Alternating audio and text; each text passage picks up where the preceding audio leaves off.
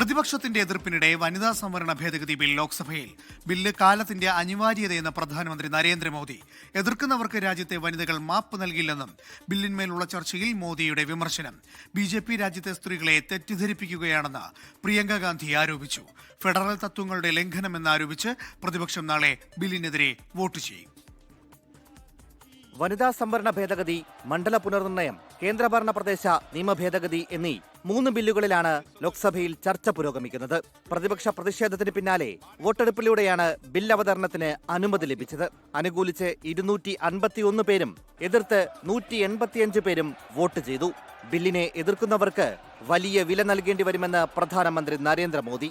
മണ്ഡല പുനർനിർണയത്തിൽ ഒരു സംസ്ഥാനത്തിനും വിവേചനം നേരിടേണ്ടി വരില്ലെന്നും നരേന്ദ്രമോദി. महिलाओं को मिलने वाले इस अधिकार का जिसने विरोध किया है, जिसने विरोध किया है, देश की महिलाओं ने उन्हें माफ नहीं किया है. പ്രതിപക്ഷം ദക്ഷിണേന്ത്യൻ സംസ്ഥാനങ്ങളെ തെറ്റിദ്ധരിപ്പിക്കുകയാണെന്ന് കേന്ദ്ര ആഭ്യന്തരമന്ത്രി അമിത്ഷാ. दक्षिण का जो पूरा नैरेटिव बनाया जाता है उसको अगर हम सोचते हैं तो अभी 543 सीटों में जो आपके द्वारा बनाया गया है उसमें 129 सांसद इस सदन में बैठते हैं. BJP രാജ്യത്തെ സ്ത്രീകളെ വഞ്ചിക്കുകയാണെന്ന് പ്രിയങ്ക ഗാന്ധി. भाजपा ही महिला आरक्षण के चैंपियन, प्रस्तावक और सबसे बड़े समर्थक रहे हैं. इनके पूरे भाषण में यही बात थी, जबकि ये कह रहे थे कि इन्हें इसका श्रेय नहीं चाहिए. कोई भी महिला आपको बता देगी. പ്രധാനമന്ത്രി നരേന്ദ്രമോദി നാടകം കളിക്കുകയാണെന്ന് KC Venugopal. Complete drama by a prime minister.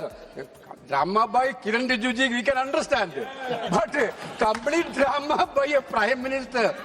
Sir, madam, I didn't understand that at all. We didn't understand. നാളെ വൈകിട്ട് 4 മണിക്ക് ബില്ലിന്മേലുള്ള വോട്ടെടുപ്പ് നടക്കും.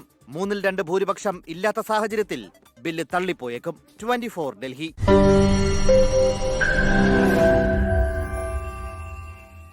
ലോകത്തെവിടെയായാലും ഏത് സമയത്തും 24 വാർത്തകളും ഓഗ്മെന്റഡ് റിയാലിറ്റി പാക്കേജുകളും എക്സ്പ്ലെയിനറുകളും വിശദമായി കാണാൻ ഞങ്ങളുടെ YouTube ചാനൽ നിങ്ങൾക്ക് സബ്സ്ക്രൈബ് ചെയ്യാം.